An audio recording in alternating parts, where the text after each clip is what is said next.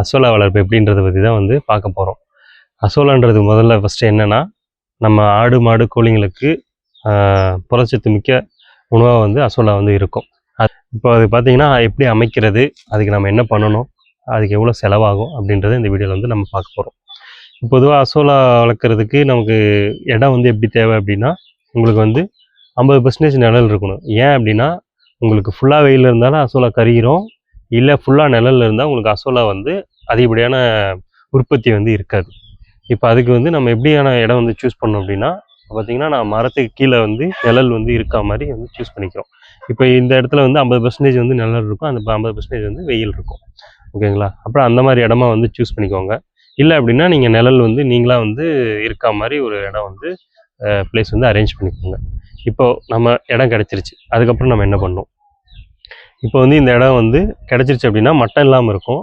ஒரு சில இடம் நீங்கள் மட்டமாக இருந்தால் ஓகே, நீங்கள் எதுவும் மட்டம் பண்ண தேவையில்லை. இல்லை அப்படின்னா நீங்கள் எந்த இடத்துல அசோலா பெட் அமைக்கிறீங்க அப்படிங்கிறீங்களோ அந்த இடத்த வந்து ஃபுல்லாக வந்து மட்டமாக வந்து நிறைவிக்கணும். அதுக்கப்புறம் நீங்கள் வந்து அசோலா பெட் வந்து அந்த இடத்துல வந்து அமைக்கணும். அப்போ அமைச்சு முடிச்சிட்டோம், அதுக்கப்புறம் என்ன பண்ணணும் அப்படின்றது. இப்போ அமைச்சு முடிச்சிட்டோம், பெட்டை வந்து போட்டோம், கரெக்டாக போட்டோம் அப்படின்னா நீங்கள் வந்து அந்த இடத்துல வந்து உங்களுக்கு காட்டில் இருக்க மண்ணே போதும், அதை எடுத்து 1 இன்ச்சுக்கு வந்து நீங்கள் ஃபுல்லாக வந்து பெட்டு நிறைய ஃபுல்லாக ஃபில் ஆகிற மாதிரி நீங்கள் வந்து ஃபில் பண்ணி விட்டுருணும். அதுக்கப்புறம் அதுக்குள்ள வந்து தண்ணி நீங்கள் விடணும். தண்ணி விடுறதுக்குன்னு ஒரு அளவு இருக்குது, பெட்டுலேயே நான் வீடியோவில் மென்ஷன் பண்ணுறேன். இப்போ அந்த அளவுக்கு வந்து நீங்கள் வந்து தண்ணி வந்து நீங்கள் நிரப்பிட்டு அதில் வந்து இப்போ நாங்கள் எடுத்துக்கிற அசோலா பெட்டோட அளவு பார்த்திங்கன்னா 12க்கு 4ன்ற விதம், அதாவது அடியில் நான் சொல்கிறேன், 12க்கு 4 அடி. ஓகேங்களா? ஹைட்டு வந்து 1 அடி தான் இருக்கும் எல்லா பெட்டுமே. ஏன்னா அதுக்கு விட ஹைட்டு வந்து நமக்கு தேவையில்லை. உங்களுக்கு தொட்டி இருக்குது அப்படின்னா நீங்கள் வந்து யூஸ் பண்ணிக்கலாம், இல்லை அப்படின்னா நீங்கள் பெட்டு வந்து வாங்கி யூஸ் பண்ணிக்கலாம். இப்போ எங்களுக்கு தொட்டி இல்லை, அதனால் நாங்கள் வந்து பெட்டு வாங்கி யூஸ் பண்ணுறோம். இப்போ தண்ணி விட்டுட்டோம், சாணி கரைசல் விட்டுட்டோம். சாணி கரைசல் எப்படி விடணும் அப்படின்னா, நீங்கள் இந்த ரேஞ்சுக்கு வந்து ஒரு 2 to 3 kgs வந்து நம்ம மாட்டோட சாணத்தை எடுத்து அதை வந்து தண்ணியில் கரைச்சி தண்ணியை மட்டும் ஃபில்டர் பண்ணி விடணும்.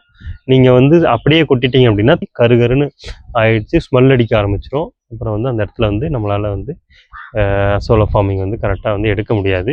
இப்போ நீங்கள் தீவனத்தை எடுத்து மாட்டுக்கு போட்டிங்கனாலும் அதில் வந்து அசோலாவில் வந்து சாணம் வந்து ஸ்மெல் வந்து அடிக்கும். அதேமாரி நம்ம இப்போ போட்டு முடிச்சிட்டோம், இது வரதுக்கு எவ்வளோ நாள் ஆகும் அப்படின்னு பார்த்தீங்கன்னா, நீங்கள் போட வேண்டிய அசோலாவை பொறுத்து. இப்போ நீங்கள் கம்மியாக போட்டிங்க அப்படின்னா அது ஃபார்ம் ஆகிறதுக்கு உங்களுக்கு வந்து நாள் அதிகமாக எடுக்கும். அதே அதிகமாக போட்டிங்க அப்படின்னா உங்களுக்கு கொஞ்ச நாள்லேயே வந்து ஆவரேஜாக பார்த்தீங்கன்னா ஒரு 15 days வந்து உங்களுக்கு வந்து அசோலா பெட் வந்து ஃபுல்லாக வந்து ஃபில் ஆகிடும்.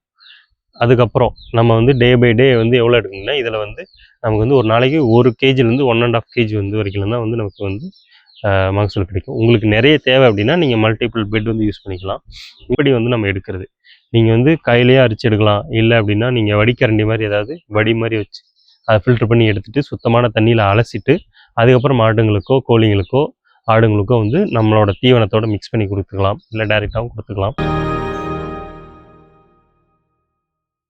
இப்போது அசோலா உற்பத்தி வந்து நீங்கள் தொடங்கிட்டீங்க அதுக்கப்புறம் நீங்கள் என்ன பண்ணணும் அப்படின்னா 15 days to 20 days ஒன்ஸ் வந்து நீங்கள் வந்து சாணி கரைசல் 1 to 2 kgs வந்து சாணி கரைசல், அதாவது உங்களோட பெட்டோட சைஸ்க்கு ஏற்ற மாதிரி. நாங்கள் எடுத்துக்கிற பெட்டோட சைஸ் வந்து 12க்கு 4. ஸோ அதுக்கு வந்து இப்போது 1 to 2 kgs வந்து போதும். அதை கரைச்சி தண்ணி மட்டும் வடிகட்டி 20 நாளைக்கு ஒரு டைம் நீங்கள் ஊற்றுனீங்கன்னா போதும். அதேமாரி அதில் தண்ணியை வந்து நீங்கள் 6 months ஒன்ஸ் வந்து அதில் இருக்கிற தண்ணியை ஒரு 25 to 50% இருக்கிற தண்ணியை வந்து நீங்கள் வெளியேற்றிட்டு புது தண்ணியை நீங்கள் உள்ளே விட்டிங்கன்னா தான் அசோலாவோட உற்பத்தி வந்து உங்களுக்கு வந்து நல்லாயிருக்கும்.